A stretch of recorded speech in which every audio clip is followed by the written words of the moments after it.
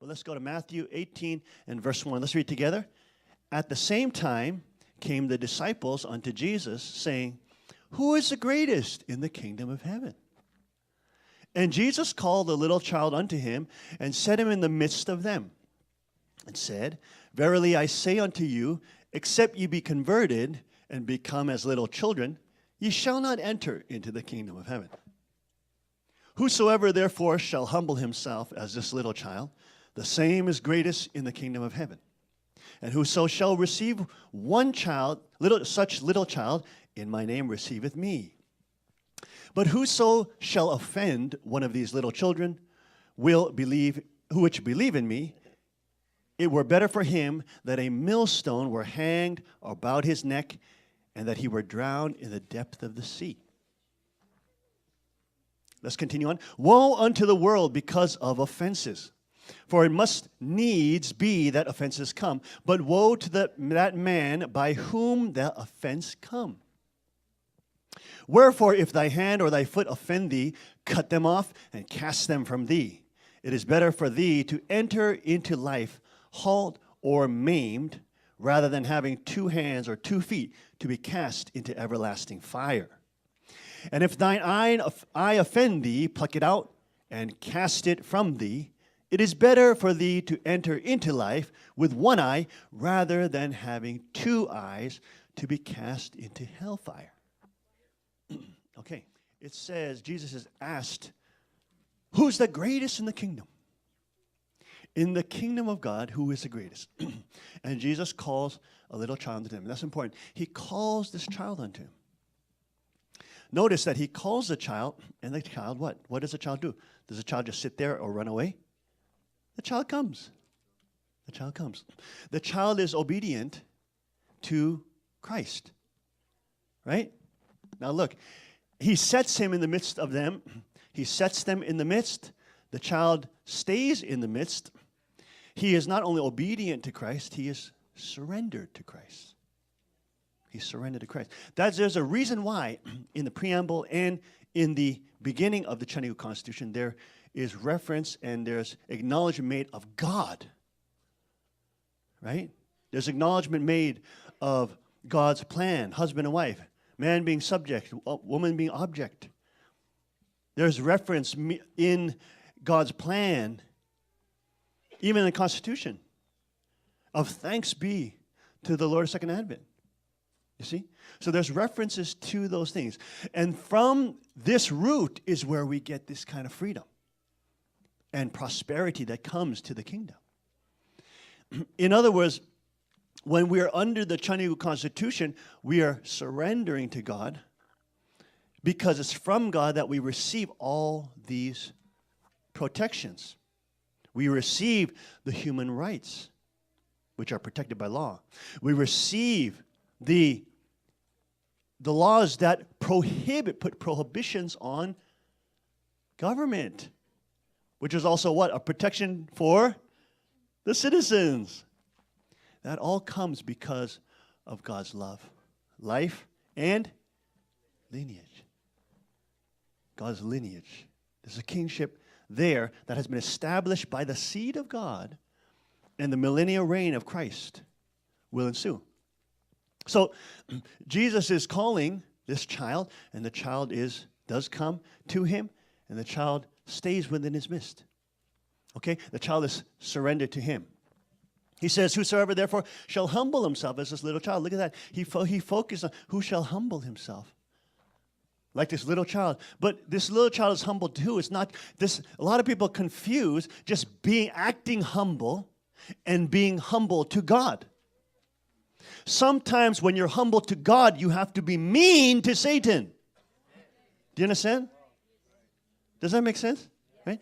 Sometimes when you're obedient to God, you have to be very mean to Satan, to predators, people trying to destroy you, demonic, oppressed people who are trying to destroy your family, predators trying to tear your children apart, your marriage apart, whatever. You have to be dangerous towards those forces. Does that make sense? But we always interpret this in a relativist way or a sort of just a self-help philosophical way. Whereas, for example, just being humble means, just being super nice to everybody. No, you can't be super nice to a person who's trying to rape you. You got to bash his face. You got to poke his eyes out. You got to gouge him out. You got to grab those balls and twist them as 50 times till Sunday. You understand what you got? You got to choke him out with your leg. If you know jujitsu, you got to do whatever you got to do.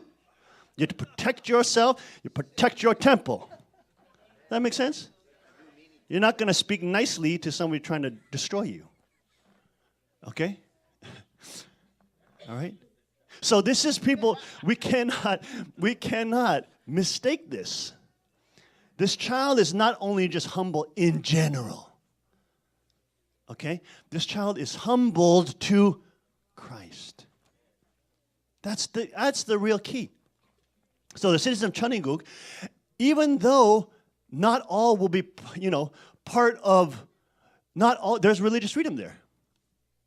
But the whole system of law and governance is held together by a clear affirmation of God and the freedom and the gifts that God has given us, which results in this. These are all the results of His gift, His love, His grace.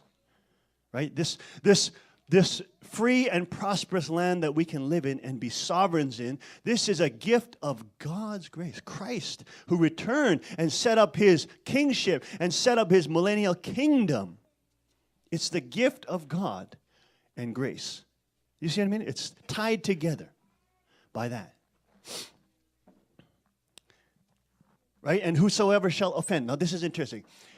Then Jesus goes on to go into all these offenses. Okay? Look at this word. But whosoever shall offend one of these little children which believe in, look at it again, which believe in me, not just any old child. So we have one of these children which believe in me. That's very important. So that the children of God in Chaniguk who are blessed are surrendered to God. They love God. They have a healthy respect of God.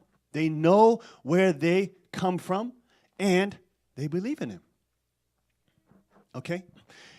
Now let's look at this word offense, because this whole thing is very hard to understand if we don't understand this one word offense. Because look, then Jesus goes on to the whole discussion of woe unto the world because of offenses. Okay? And then woe to the man who commits offense, who does offenses, right? And then he says, the translations say, and then if your foot offends you or your hand offends, cut it off. If your eye offends you, cut it off, right? Pluck it out. Right? So many times we're just interpreting this on a personal level. Does that make sense? Personally. So, if I did something wrong with my hand, Jesus is saying, okay, maybe He's not saying cut it off literally, but He's saying, you have to really guard against the temptations of your hands or your eyes, whatever, things like this. But let's look at this word offense. This is very interesting. This word offense is the ancient Greek word skandalizo. Okay? Now this is interesting because this word skandalizo right here, down here, look down here, properly means to set a snare. That's quite different from the word we mean by offense. Like, if you offend this child, it's better to have a millstone tied around your neck and be thrown into the depth of the sea. Well, in the modern language, when you say offend, liberals are offended by everything. They're offended by the word mother and father. You can't even say mother and father anymore. You have to say partner one, partner two, right? I'm not joking. So it's not a matter about how you feel about something or political correctness. You can be offended by anything. Right? What are they telling children? They're telling you children, you're not male and female. These are all sociological constructs, and you're all going to be, we're going to all talk to you as purple penguins. Some schools are doing this. Can you believe this? Insane. Because they're quote saying that male and female-ness is, this gender identity is socially constructed and should be deconstructed, et cetera, et cetera. Right? But this word here, skandalizo, means to cause to stumble or to hinder Properly, it means to set a snare. Okay, now this is very important. So every time we see the word offense here, it really means setting snares. Does that make sense? Setting snares. So we're not going to get mixed up by our modern interpretation of the word offend. Look at this. Now look at this. If you look at this, and whoso shall receive, okay, hold on. Whoso therefore shall humble his child, same as great as in whoso here, but whoso shall set snares for one of these children who believe in me. Does that make more sense? Right? If you put offense, it's kind of, you can offend, and it's ridiculous. It's all subjective. It means set scandalizo. It means set snares. Set to destroy these children. Okay? So we have to, now when we look at this in the context of the Chinese Constitution, the millennial kingdom, and the coming kingdom on earth, as it is in heaven on earth, we can see, of course, Jesus is talking about the grace in the kingdom is like these children. He's talking about the children of God, the people, the citizenry, the people of the kingdom, because he's talking about the kingdom of heaven right here. Okay? So, in the context of the kingdom now, whoso shall set snares for the little ones or the citizens which believe in me, it would be better for him to have a millstone around his neck and be thrown into the ocean. Now we know who sets snares for nations. We're not only talking on the personal level now. We're now talking on the meta level of the national level. We know who sets snares to take control of nations. Right? We know, and we're going to get into that just right after we get into this. We talked about it last week, remember? The archangelic mammon trap, setting snares. Jesus said you cannot worship God and mammon. You can't do it. You can't worship God, the one true God, Yahweh. Jesus, which is a combination of Yahweh and Hosanna, Yeshua, means salvation. Yahweh brings salvation, or Yahweh saves. You cannot worship Yahweh, and you cannot worship the God of money. The God of money.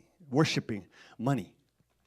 Okay? So we know that institutions that control money have great power in this world.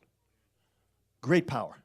And we saw the collusion between large financial institutions, centralized institutions like big banks, major privately held conglomerates, which then, of course, support every form of socialism, every form of communism, every form of oligarchy. They don't care. As long as that system is pushing towards an oligarchy or a form of thereof, they'll support it. Okay? So even, for example, modern feminism, if you look at modern feminism, most of it, when you look at its political purposes, it pushes towards what? Bigger state, bigger state, bigger state. It's just a simple mechanism. It's a shroud. The illusion of women empowerment is a simple shroud for communism and socialism. That's all it is. So whether it's feminism, whether it's direct socialism, Marxism, communism, oligarchy, whether it's even forms of religion like Sharia law, which support dictatorships, sultans, oligarchies, they'll support it. They'll support it to get their aim, because those kind of systems will support big governments. They will grow big governments, which then become the main client to the big banks. Right? We've talked about this, and this is the real world. This is the real way the world works. This is the real way the world works. Right? Big private syndicates help to grow big governments, support ideologies that grow big governments, which then, of course, create and support large conglomerate companies, big media, etc., all those things, which, of course, are then connected. They're like the propaganda wings or partner wings or front groups of big banks. So it just comes around in big circles, right? And this is, of course, how they trap the innocent children, innocent people of nations. Innocent people who really don't care about this stuff, but just want to live a good life and want to help people and want to raise a beautiful family and want to get married and want to raise children and just live a simple life, free from entanglements that are things like that, right? This is how they're trapped. Populations are trapped in. Okay? So when we look in the context of 천의국, we see that the socialist systems ensnare the children. They ensnare children. They ensnare, right, young minds. Notice how always those ideologies that support big government are pushed on young children.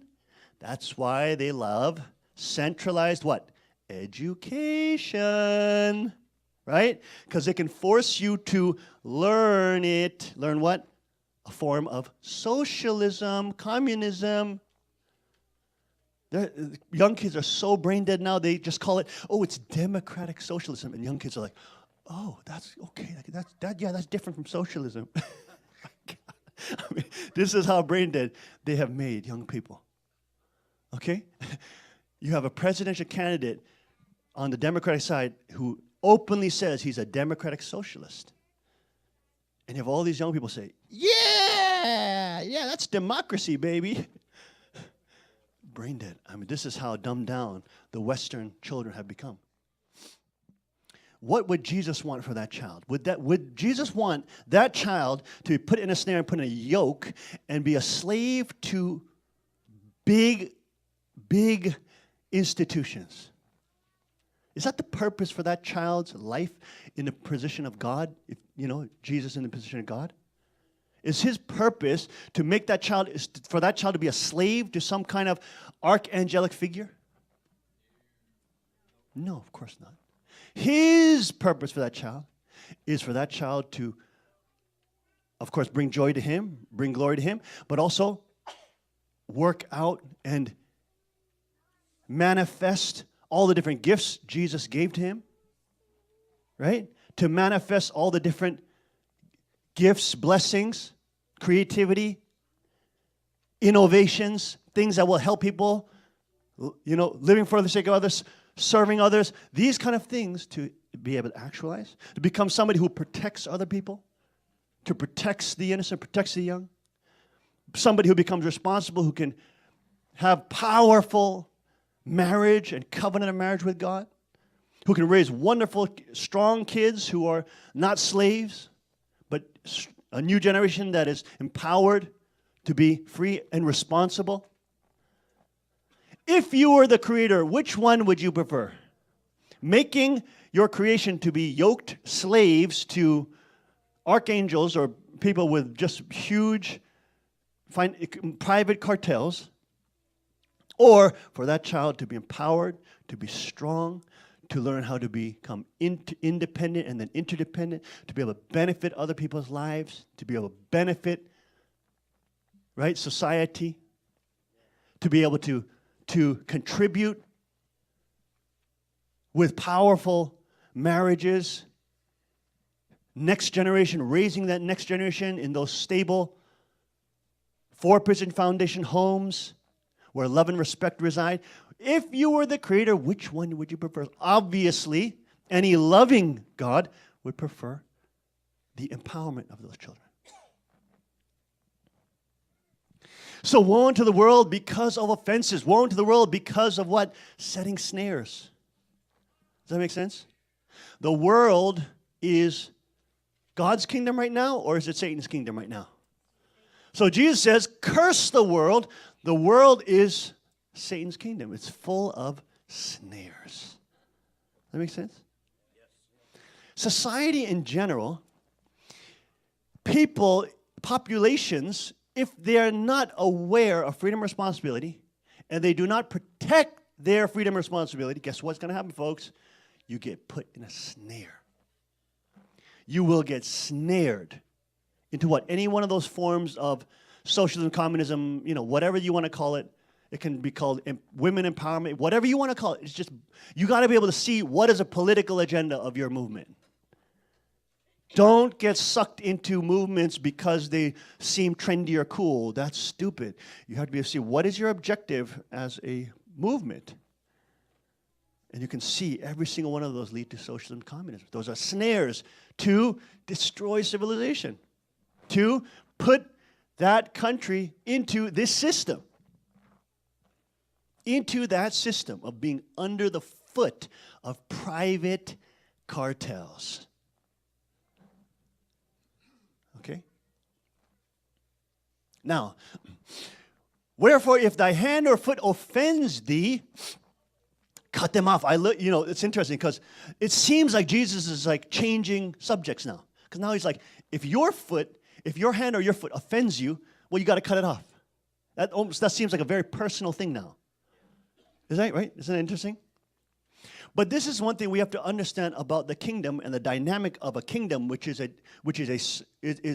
nation that has politics, it has economics, it has civilization, it has poetry, art, it's all those things, but it's a real place. Right? Jesus said, pray every day, pray every day. Who's praying every day? Thy kingdom come, thy will be done. Who prays that every day?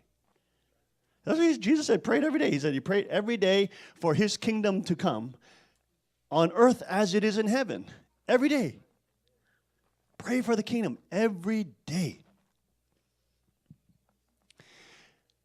Now it says, wherefore if thy hand offend thee, cut them off. So we usually think, okay, if my hand offend makes me a problem, causes me to sin. Many times translations say trespasses are causes to sin. But look at the actual word. It says set snares. Right? So if your hand causes you to set snares, get rid of it. If your eye causes you to set snares, pluck it out. Because why? You will be cast into fire. You will be cast into hellfire. You will be separated from God. Now look at this in terms of the battle, in terms of real political ideology, which is freedom, responsibility, and socialism, communism, oligarchy, etc. Same mobs over here. Same gangs are over here, okay? It's the same philosophy. When we're young, we are pummeled by society.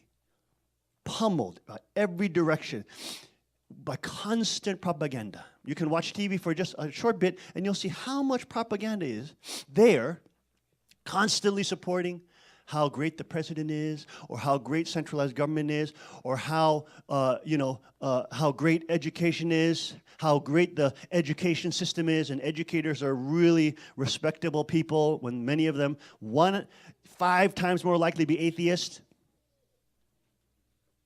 Many, many more times likely to be socialist or communist in universities than the regular population.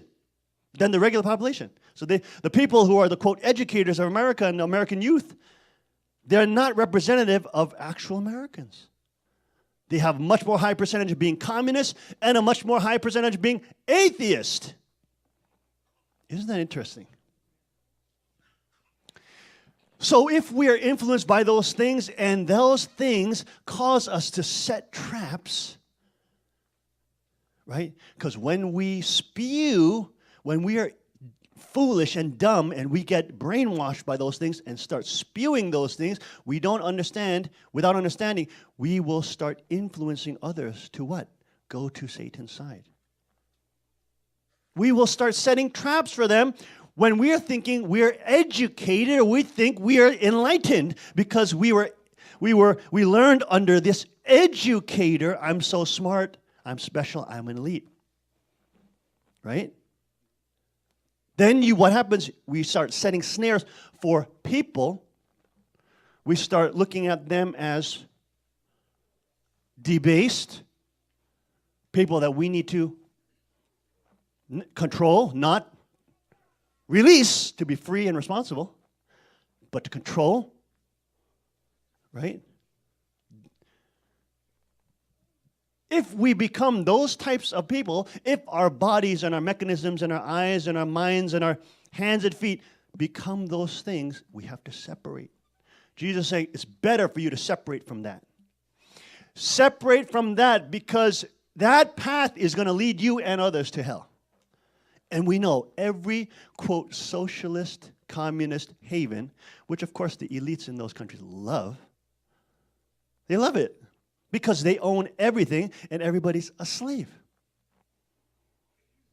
Right? The oligarchs in those countries, they see who rule Russia, who rule North Korea, they can whatever they want to do.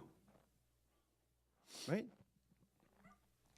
If we fall into those things, it's better that we would even separate. Like Jesus said, even better to enter the kingdom maimed or halted rather than to have 2 feet and be cast into fire. Lead other people to hell. Lead other people to living hell. Right? Socialism was promised to the, what is it in South America? Cubans, right? The Cubans. They would be given a great haven. What's the other nation down there? Venezuela? Is it Venezuela? That's collapsing big time. Wow. Wow. It is a living hell. The population is disarmed. There's gangs running around everywhere. The highest murder rates in the world. You can't defend yourself. That's wonderful paradise. Socialist, communist paradise. Well, of course, the elites are in those palaces with armed guards, and they get to eat all that wonderful Venezuelan, ribeye or whatever they eat, whatever they have down there, right? While everybody else is in poverty. But think about history, folks. Think about history. The history of man is slavery. The history of man is living under the foot of tyrants. That's the history of man. Do you understand the history of people who came before you, your ancestors? Most likely they were slaves or living under the foot of some kind of oligarch. Right? They dreamed for a place where they could be free, where the normal citizen could be free. Free. Not only free to do things whatever you want. No, free from. Not only free to, but free from. Free from what? Evil people, evil controllers, evil tyrants. You see how that freedom works? It's not only freedom to, it's freedom from. Freedom from. Freedom from this kind of scandalizo, trap. Chanigo people in the kingdom mind, even though we don't have the kingdom physically now, we have the law for it already, but we don't have the kingdom now, we can still be in a kingdom mindset. And we can still decipher between good and evil because we have the mustard seed. Does that make sense? We have the mustard seed. We can see through what many people cannot see through. Right? Because of the yeast that is put into the bread, and the whole bread rises. Amen. Oh, Lord, mercy. Jesus then goes on to talk about this example, and this is a very interesting example. And then Jesus saying, Peter asked him, well, if my brother in faith, right? So let's say, well, if this sanctuary person keeps on lying to me, should I forgive him 7 times? And Jesus says, you got to forgive him 77 times. Right? So it's in that context where then he's talking about this. And then he says, therefore is the kingdom of heaven likened unto a certain king, which would take account of his servants.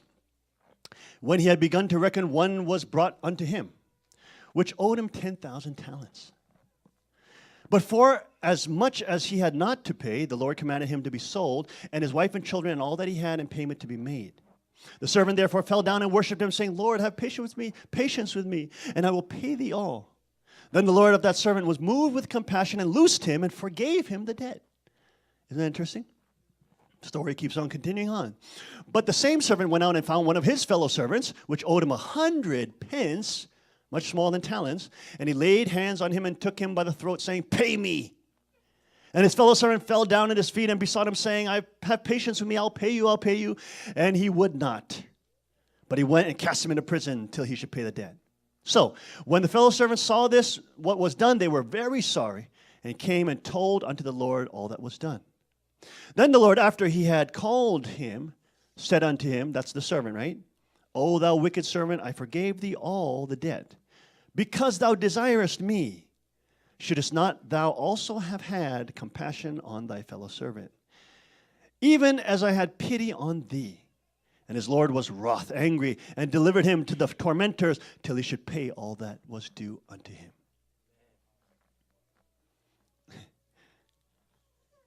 Okay? So now, Jesus is talking about a certain king. Remember, in the time of Christ, there was nothing that was even close to the growth stage of the Eden. Not even close. Everything was oligarchy. It was Roman Empire time, everything.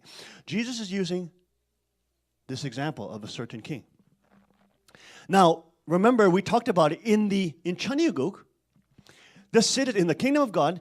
Christ says, you will be co-heirs with me and rule. You will rule with me. Right? So we know that the citizens will be co-heirs with Christ. We talked about this many times, right? And will rule with him. What does that mean? Citizens of Chaniguk, and you can see in the Constitution, citizens of Chaniguk have rights of kings that were historically only kings had. Citizens of Chaniguk have rights of sovereignty. Right? That means you can have a territory. Right? And also, not only that you have that, but nobody can force you, no external power can force you to pay taxes on that. Does that make sense? You can't do that to a king in a kingdom, right? You can't force him. That's war. That's war. You wage war on him if you do that, right? And then also, the kings, the citizens have the right to what? Have the means to defend their kingdom. Right? That's critical. It's a second human right in Chaniguk, right? They have the means to defend their kingdom. So really, Chaniguk is a kingdom of kings, of sovereigns. Does that make sense? Does that make sense? It's not a kingdom where you have a king and you have a aristocracy and you have serfs, of which everybody is, right? That's the normal satanic history kingdom. But God's kingdom is what? 180 degrees opposite. It's upside down. It's upside down kingdom. Okay? It's an upside down kingdom. So when Jesus is talking about a king, now let's look at it in the context of Chaniguk Constitution. Who is a king? We have many kings in Chaniguk, but we have, of course, the King of Kings, right? We have the kingship that he establishes. We have the law that he has established. We have the law that has to be protected by the kingship. Does it make sense? Yes. So in Chaniguk, who is a king? Let's make it simple. A king is a citizen. Right? Father always said we had to become peksang. Peksang means citizen. Citizen. Not members. We're supposed to become citizens. Remember that? So peksang means, in Chaniguk, see, in normal kingdom, a king is a monarch, he's an oligarch, whatever. But in the kingdom of God, kingdom of heaven, a king is what? A citizen. The citizen of the king. So now look, and it'll make a little more sense. Watch it. Let's identify who the servant is. Who is a servant in the kingdom of Chaniguk? Who are the servants in the kingdom of Chaniguk? Huh? Okay, remember, there are still House of Representatives, there are still senators, there are still government officials, right? Right? There's still that. There's still an elected president from the House of Representatives elects him, right? So there still are elected officials. Okay? There are still local jurisdictions. Right? There are still local commissions, local, power. So, who are the servants in that context? Are the servants the citizens? We identify the citizens are the kings. Who are the servants? The governmental workers. Anybody who works for the government is a servant. That's how it's supposed to be. They're supposed to be public servants, right? They're not supposed to have cameras on the citizens. We're supposed to have cameras on them. Does that make sense? They're not supposed to be able to spy on you from your iPad. You're supposed to be able to watch them on their iPad. I'm not joking, seriously, right? How insane is it that in America, in Britain is even worse, but Europe is worse. America, Korea is terrible. Japan, terrible. You are spied on by governmental offices. They can see what you're doing, see where you're going. They can take pictures of you, audio, videotape you. No, in the kingdom, it's opposite. If you're a servant of the nation, well, the nation gets to watch you. How you are serving. How you are enacting and trying to pass laws that are fair and helpful to the citizens, not you or your monopolies. Does that make sense? Yes. See your secret meetings on camera. Then they're not too secret. Can make secret deals. That makes sense? Opposite world. Okay? So, we have a certain citizen. Okay, we have a certain citizen who takes account of his public servants. Does that make sense? So, let's say this government official is indebted to, who are the government officials will be indebted to? Who will they be indebted to? They will be indebted to the citizens of Chanigu. Right? So we have government officials who are indebted, let's say that, and this person was forgiven his debt from this citizen. The citizen then, but then he didn't forgive any one of his lesser minions.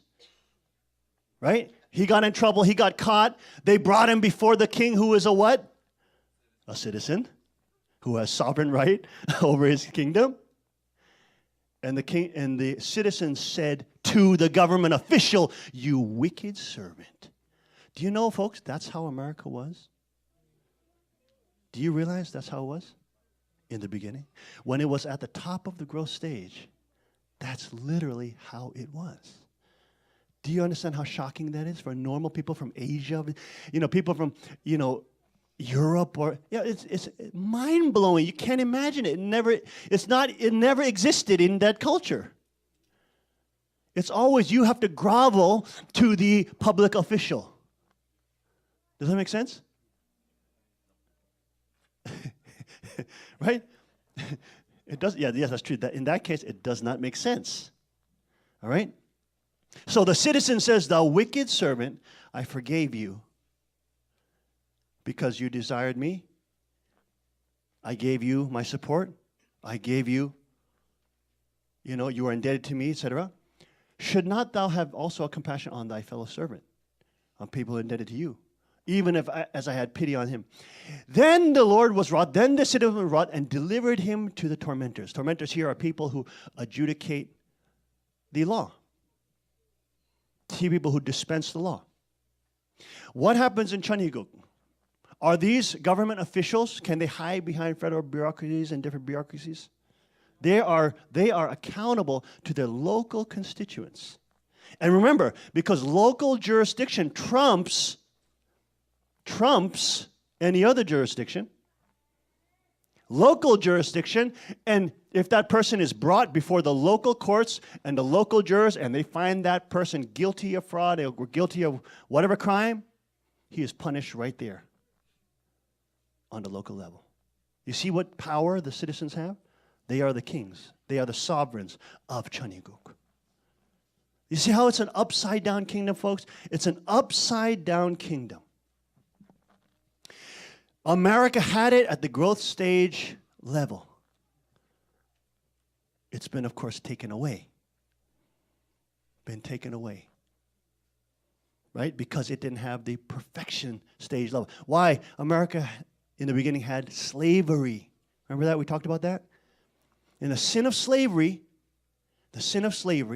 which the founding fathers, in the end, when they died, they freed all their slaves. But still, that sin of slavery allowed for what? The amendment process. The amendment process. And we know Honest Abe, what did he do? After the war, he centralized even bigger. Right? Centralized even more. And then after that, what do we happen in 1913? We have the Federal Reserve Act. Which then what? Brought in the centralized money banks, which is what? One of the planks of Marxism. To have centralized monetary control. That is one of the planks of Marxism. One of the planks. So then we started on our journey to become Marxist country. Do you see what happened with the amendment process?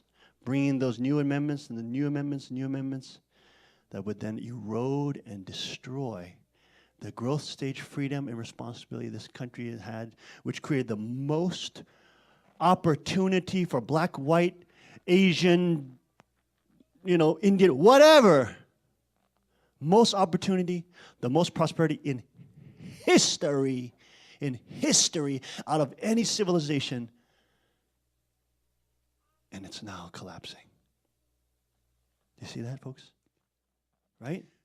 When we see it from that perspective of the Chinese Constitution, with God's perspective, we can see Jesus' words on the kingdom of heaven come to life. Come to life, and they actualize in a real place, which is not yet on this world, but is coming. Is coming. Let's look at what Father says in Chun-Seng on 7:22. Let's read together. The Messiah represents king. In his land, the saints will return and rule. Look at that. Saints will return and rule in his name as rulers of tribal kingdoms. Wow, isn't that interesting? The saints who are what? The believers in the Messiah will come and what will they do? Be the servants? And what does it say? Rule. It says they will rule. They rule in his name as rulers of tribal. Who rules kingdoms? Does that make sense? Citizens are kings. They're held together by the king of, but they are also. This will form a realm of liberation in which kingship constitutes part of the natural domain.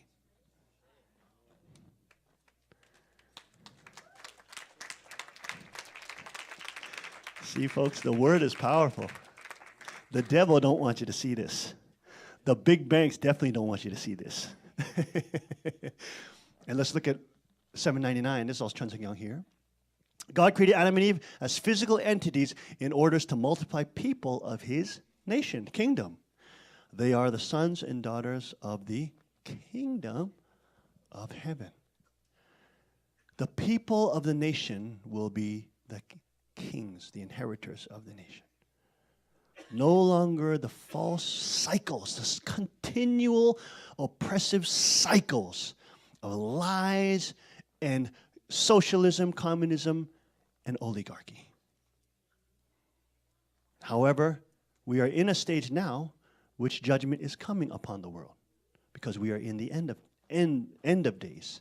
But remember, folks, the end of days doesn't mean the end of the world. The end of days means the end of the ruler of this world. Does that make sense? So yes, there is going to be tribulation. Yes, it does get worse in many aspects. Yes, we do have to be smart. We do have to prepare. We do have to, save who we can save. But at the same time, we have to know and have strength because through tribulation, through that tunnel, there's another dimension. There is a kingdom that is coming. We know how that looks like. Take a look at the Chinese Constitution. You will see that it is coming to this world. It is coming to this world.